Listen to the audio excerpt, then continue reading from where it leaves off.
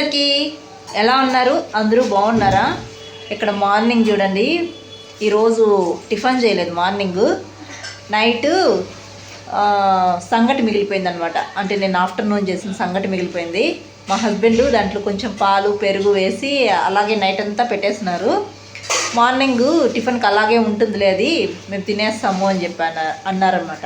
మా బబ్లు తినడేమో అనుకున్నాను. చూడండి, ఏం తింటున్నావు బబ్లు? ఏమి తినలేదు బాబు. ఏం తింటున్నా చెప్పు, చెప్పమ్మా. డాడీ జ్యూస్ ఇచ్చినట్టు చెప్పరా. అది సర్ది కల్పించేస్తారు, సంగటి తాగుతాను.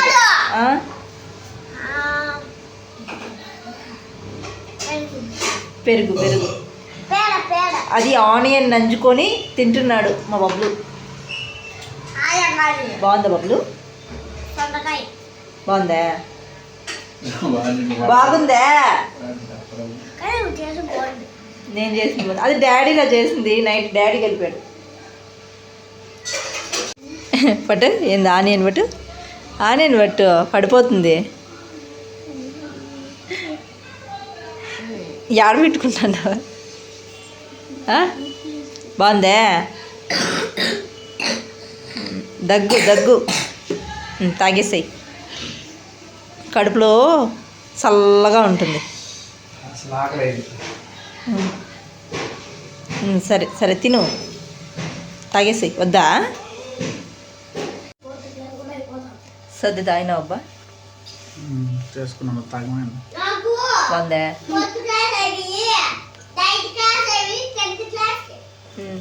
మా ఆయన కూడా సర్ది తాగినారు. సర్ది తాగేసి ఇప్పుడైతే ఇంకా డ్యూటీకి అయితే బయలుదేరుతున్నారనమాట. ఇంకా బబ్లు తాతనే ఉండడు. తాగు గురించి మాట్లాడుతున్నాడు. ఈరోజైతే తొందరగా పని అయిపోయింది. ఎంత 7:30 అవుతుందా బాబా? 7:45. తొందరగా పని అయిపోయింది, ఎందుకంటే టిఫిన్ చేసే పని లేదు కాబట్టి పని అయిపోయింది. ఏం పని చేసినా పని అయిపోయింది. బట్టలు ఉతికినాను బాబా, తెల్లాలేసి. ఇప్పుడు తీసేసిన బట్టలు కూడా ఉతికినా.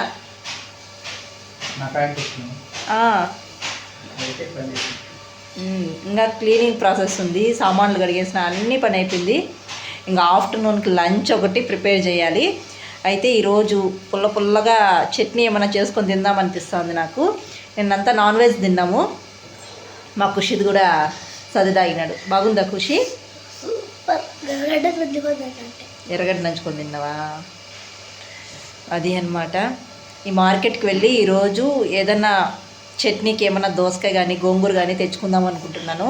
తెచ్చుకొని మంచిగా చట్నీ చేసుకోవాలి.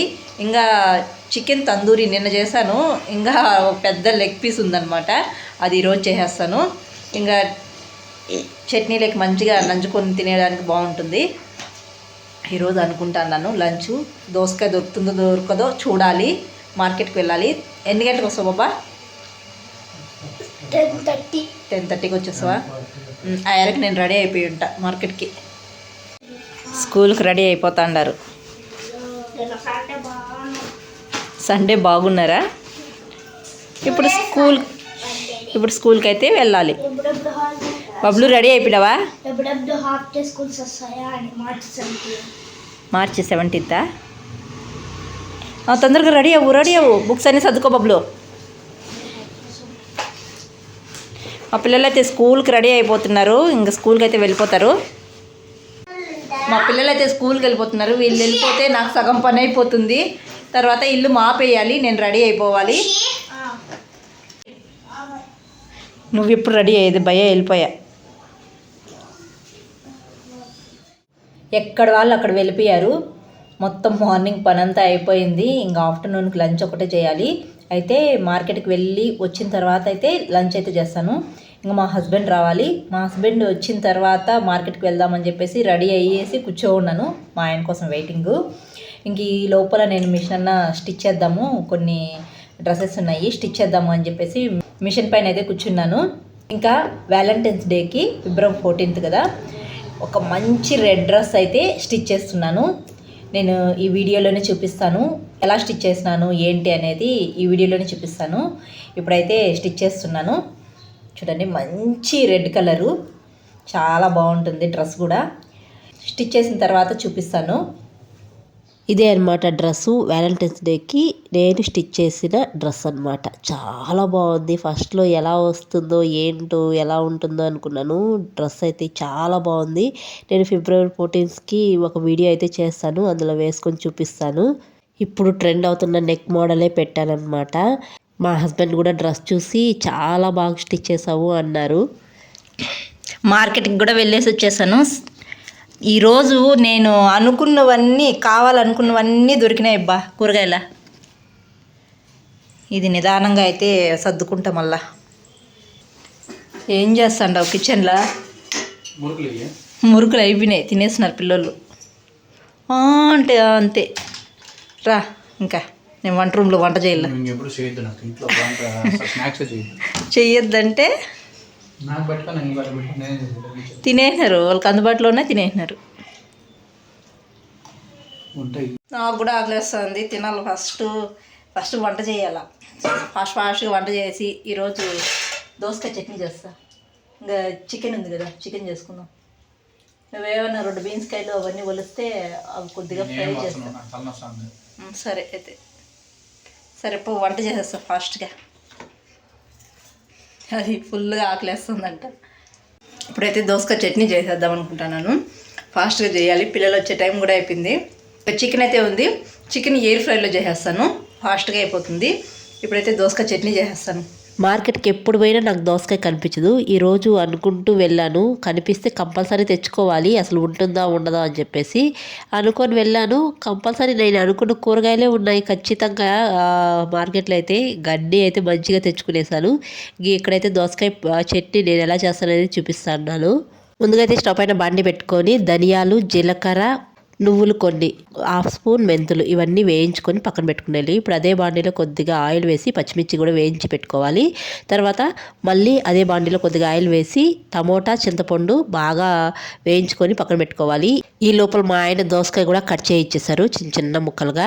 ఈ దోసకాయ ముక్కలు కూడా ఆయిల్లో బాగా వేయించుకునేయాలి. కొందరైతే పచ్చిగానే అలాగే వేసుకుంటారు. అలా వేసుకునే వాళ్ళు డైరెక్ట్గా ఒకేసారి మిక్సీ జార్లో వేసి కోసుగా గ్రైండ్ చేసుకోవచ్చు. నేను ఆయిల్లో మాత్రం బాగా ఉడికే వరకు వేయించుకున్నాను. ఇప్పుడు మనం వేయించుకున్నవన్నీ మిక్సీ జార్లో వేసుకోవాలి. ఇప్పుడు కొన్ని పల్లీలు కూడా వేసాను, కొంచెం సాల్ట్ వేసి ఒకసారి గ్రైండ్ చేసుకుని తర్వాత టమోటా, చింతపండు కూడా వేసుకొని ఇంకోసారి గ్రైండ్ చేసుకొని ఇప్పుడు దోసకాయ ముక్కలు వేసుకోవాలి. అన్ని దోసకాయ ముక్కలు వేసుకోకుండా సగం దోసకాయ ముక్కలు వేసుకొని సగం అలాగే పక్కన పెట్టుకోవాలి. సగం దోసకాయ ముక్కలు వేసుకొని ఒక్కసారి గ్రైండ్ చేసుకోవాలి. అది మెత్తగా గ్రైండ్ చేసుకోకూడదు, కోసుగా గ్రైండ్ చేసుకొని మిగిలిన దోసకాయ ముక్కలు తర్వాత ఆనియన్ వేసుకొని ఒక్కసారి అలా కోసుగా గ్రైండ్ చేసుకొని పోపు పెట్టుకునేసేయాలి. మనకు దోసకాయ ముక్కలు రైస్తో తినేటప్పుడు అక్కడక్కడ పట్టుకైతే తగులుతూ ఉంటే చాలా బాగుంటుంది, టేస్ట్గా ఉంటుంది. చట్నీ కూడా ఇలా చేసుకుంటే పోపు పెట్టుకునేస్తే దోసకాయ చట్నీ రెడీ అండి, చాలా బాగుంటుంది. ఎప్పుడు తినని మా హస్బెండ్ కూడా ఒక ముద్ద ఎక్కువే తిన్నాడు. ఇప్పుడైతే నేను నిన్న మసాలా కలిపి పెట్టుకున్నాను, చికెన్ తందూరి చేశాను నిన్న. ఒక పీస్ అయితే మిగిలింది, ఆ పీస్ అయితే లెగ్ పీసు ఇప్పుడైతే ఎయిర్ ఫ్రైలో పెట్టేస్తున్నాను. ఎయిర్ ఫ్రైలో ముందు వీడియోలో చూపించాను కదా నేను ఏం చేస్తాను అనేది, ఆ వీడియో కూడా ఈ వీడియో కింద డిస్క్రిప్షన్ లింక్ ఇస్తాను, ఇంట్రెస్ట్ ఉండే వాళ్ళు చూడండి. ఎయిర్ ఫ్రై అయితే కొత్తగా కొనుక్కున్నాను. ఇంకా దాంట్లో అయితే చికెన్ తందూరి కూడా పెట్టేశాను. ఇంకా 1/2 అవర్లో అదైతే అయిపోతుంది అనమాట. ఈ లోపల మా బబ్లు కూడా వచ్చేసాడు. బబ్లుకి అయితే ముందు రైస్ పెట్టేశాను. తినడం లేట్ అనమాట, చాలా లేట్గా తింటా ఉంటాడు. ఇంక మా బబ్లు తినాలకి ఈ చికెన్ తందూరి కూడా అయిపోతుంది అని చెప్పేసి పెట్టేశాను. చికెన్ తందూరి మనం టైం సెట్ చేసి పెట్టేస్తే ఆ టైంకి అది ఆఫ్ అయిపోతుంది. మనమే సెట్ చేసిన టైంకి వెళ్ళి హడావిడిగా ఆఫ్ చేయాల్సిన అవసరం లేదనమాట. చికెన్ తందూరి అవ్వడము కొంచెం లేట్ అయిందనమాట, అంటే లేట్గానే పెట్టాను. పిల్లలు కూడా వచ్చేసారు ఆ టయానికి. నేను మార్కెట్కి వెళ్ళి వచ్చేందుకు దగ్గర లంచ్ టైం అయిపోయింది. ఇంకా లంచ్ చేసుకుంటూ తర్వాత ఇది పెట్టాను అనమాట. ఇది కొంచెం లేట్గా అయింది. చూడండి, ఒక స్పూన్ ఆయిల్ వేస్తున్నాను. ఆయిల్ కూడా చికెన్లో ఉండే ఆయిల్ కూడా ఎక్స్ట్రా కూడా పేపర్లో పడిపోయింది అనమాట. ఇంకా ఈరోజు మా లంచ్ వచ్చి కమ్మగా ఉండే దోసకాయ చట్నీ తర్వాత చికెన్ తందూరి అనమాట. హ్యాపీగా కడుపు నిండా అయితే తినేసాను నేనైతే. చట్నీ అయితే ఎంత కమ్మగా ఉండిందో. మా హస్బెండ్ అయితే ఫస్ట్ టైం అంట తినడము, ఆయన ఎప్పుడైతే టేస్ట్ చేయలేదంట, తినలేదంట. ఇంకా నేను చేసేందుకు చాలా బాగుందని చెప్పేసి పొగిడేశారు. ఇంకా మా పిల్లలు కూడా బాగా ఎంజాయ్ చేశారు. ఇంకా తింటానే మా బబ్లు అయితే హోంవర్క్ మా బబ్లు హోంవర్క్ రాస్తా అన్నాడు. నీకేం హోంవర్క్ లేదా ఖుషి? నాకెందుకు ఇస్తాను తొందరగా రాయి బబ్లు, టైం అయిపోయింది. కదా. ఇంకా మధ్యాహ్నం టైంలో లంచ్ చేసిన తర్వాత వీళ్ళకి కొద్దిగా హోంవర్క్ ఇస్తారనమాట. అదైతే రాస్తూ ఉన్నాడు మా బబ్లు తినడము లేటే, హోంవర్క్ రాయడము లేటే. పక్కన నుంచి మా కుర్షీద్ అయితే అరుస్తూనే ఉంటాడు, టైం అయిపోయింది మిన్నే రాయరా అని చెప్పేసి. ఇంక మా హస్బెండ్ కూడా డ్యూటీకి వెళ్ళిపోయాడు. ఎక్కడ వాళ్ళు అక్కడ వెళ్ళిపోయిన తర్వాత ఇంకా కూరగాయలు అయితే సర్దుకుంటూ ఉన్నాను. నాకు మార్కెట్లో ఎప్పుడు దొరకని కూరగాయలు కూడా దొరికినాయి. మామూలుగా బ్రోకలీ, ఈ నల్లగా ఉండే వంకాయలు కానీ, తర్వాత దోసకాయ కానీ ఇలాంటివి అస్సలు దొరకవు నాకు. ఈరోజు 11కి అలా వెళ్ళాను మార్కెట్కి. నాకు అనుకున్నవన్నీ దొరికినాయి. అసలు ఎప్పుడు దొరకవు అబ్బా, ఈరోజు అనుకున్నాను అలా దొరికిపోయాయి అని చెప్పేసి హ్యాపీ వేసింది అనమాట.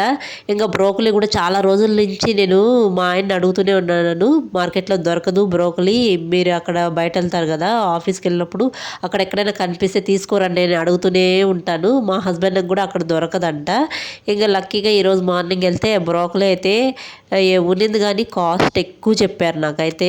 బ్రోకలీ తప్ప మిగతా కూరగాయలన్నీ చాలా తక్కువ రేటుకే దొరికినాయి నాకు.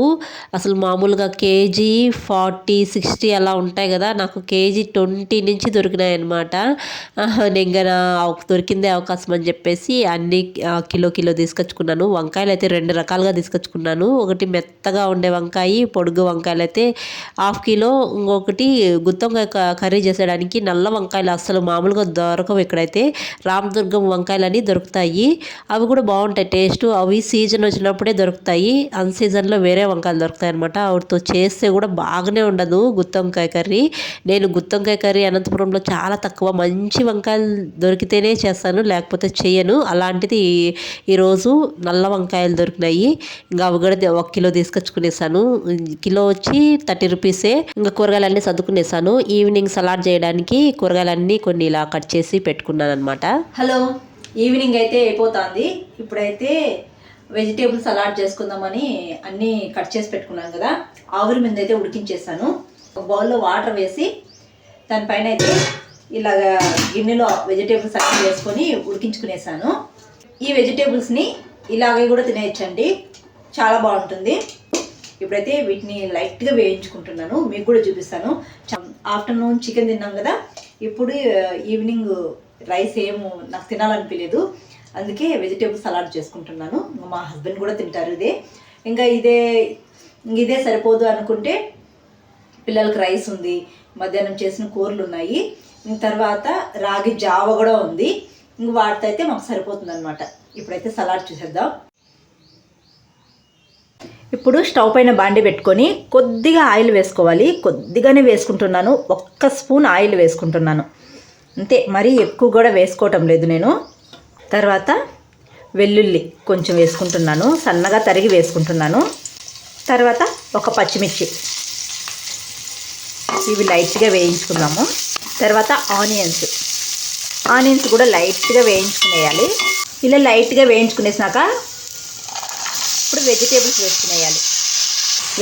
వేసుకొని బాగా కలుపుకునేయాలండి. ఈ వెజిటేబుల్స్తో ముందుగానే సాల్ట్ వేసి ఆవిరి మీద అయితే ఉడికించుకున్నాను. ఇప్పుడు సాల్ట్ వేసేటప్పుడు చూసి వేసుకోవాలి. నాకైతే సాల్ట్ సరిపోతుంది. 2 మినిట్స్ అలా వేయించుకుందాము. ఇప్పుడు కొద్దిగా పెప్పర్ అండి, మిరియాల పొడి వేసుకొని ఒకసారి బాగా కలుపుకునేద్దాం. కొద్దిగానే వేసినాను, ఇంకేం వేయటం లేదు, అంతే. ఇలా వేయించుకొని స్టవ్ ఆఫ్ చేసుకునేద్దాం, అంతే. అయిపోయిందండి వెజిటేబుల్ సలాడ్. అంతే, ఇలాగే తినేయచ్చు, బాగుంటుంది. వెజిటేబుల్ సలాడ్ అయితే అయిపోయింది.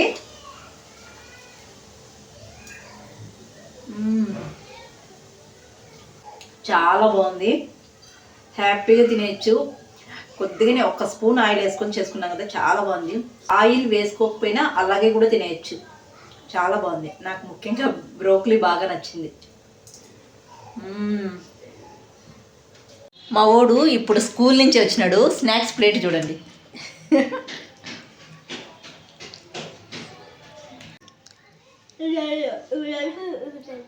ఏంటి అవి చెప్పు. తెలీదునా? నీకేం తెలియక నోట్లోకి వెళ్ళిపోతుందిలే. ఈరోజు వీడియో ఇది. ఈ వీడియో అయితే ఇక్కడితో ఎంజాయ్ చేస్తున్నాను. వీడియో నచ్చితే ఒక చిన్న లైక్ ఇవ్వండి. అలాగే కొత్తగా చూసే వాళ్ళు జర సపోర్ట్ చేసి సబ్స్క్రైబ్ చేయండి. మరొక వీడియోలో కలుద్దాం. అంతవరకు టు ఫాలో షబీనాతో సరదాగా. Thanks for watching. See you all. Bye.